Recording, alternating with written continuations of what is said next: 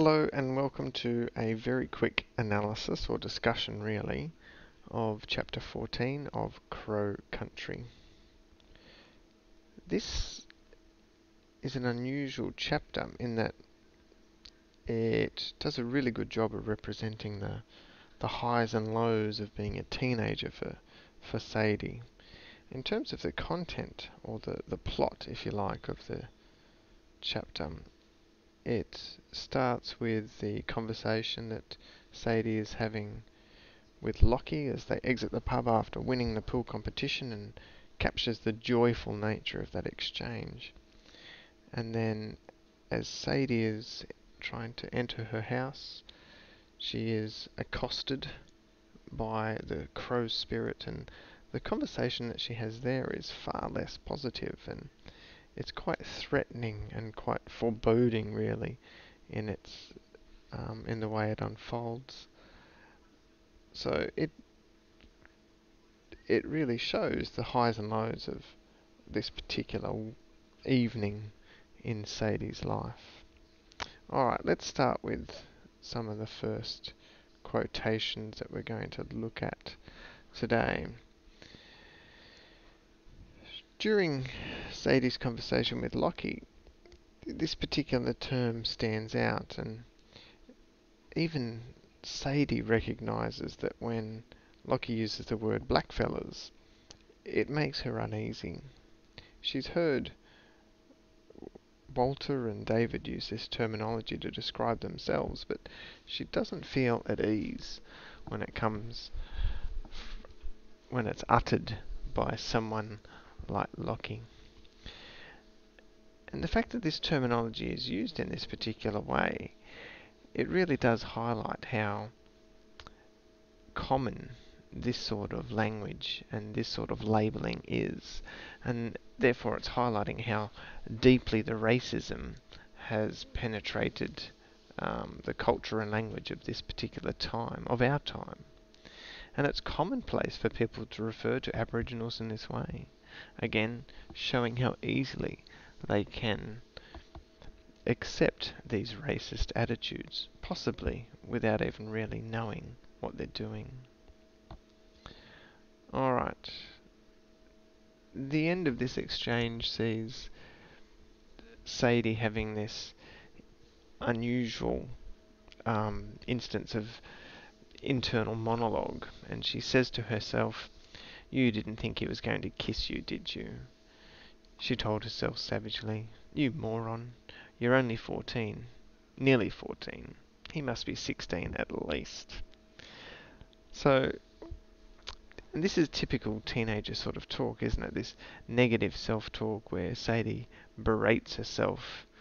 This really is the antithesis, so the complete opposite of what she was like at the beginning of the chapter, where she's joyfully celebrating her victory in the pool competition.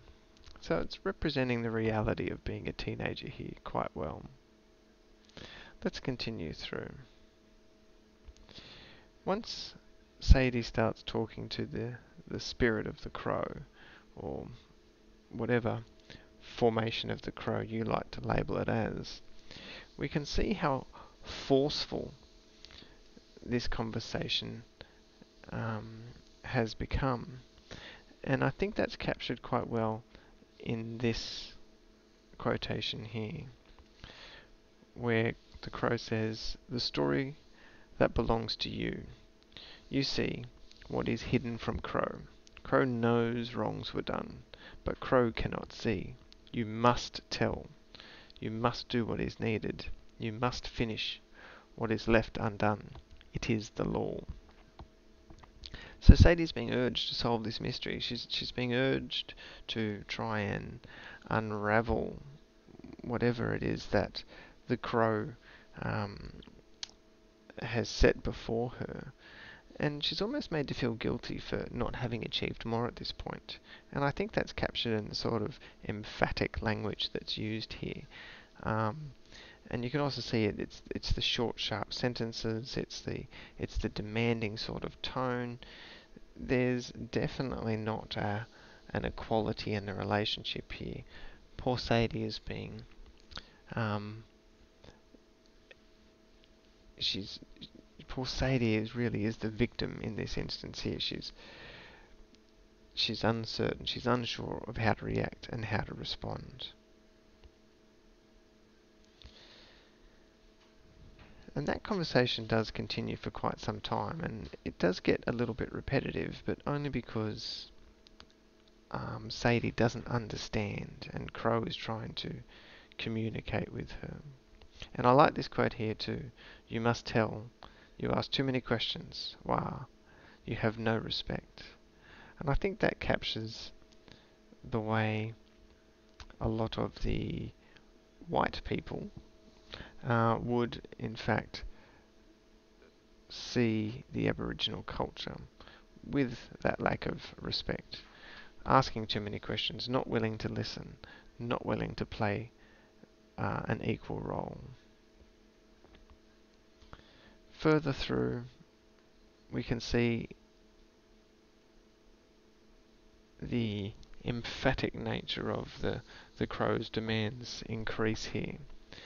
With the short, sharp no, no, said the crow softly. The past is never over, it's never lost. It circles, as the stones circle, as the stars circle, as the earth circles. So we've got the repetition here, which highlights the cyclical nature of life and how we must learn from the stories of the past to understand the present. And until justice or equality is achieved, we will continue to make the same mistakes over and over again. And this quote is interesting in that the voice of Crow is quite short, abrupt, and curt, and perhaps represents the frustration or sense of urgency felt by the crow in wanting to achieve this balance, to return everything to some form of equilibrium. And there we end this chapter. This has been an ETV production brought to you by Prendeville Catholic College.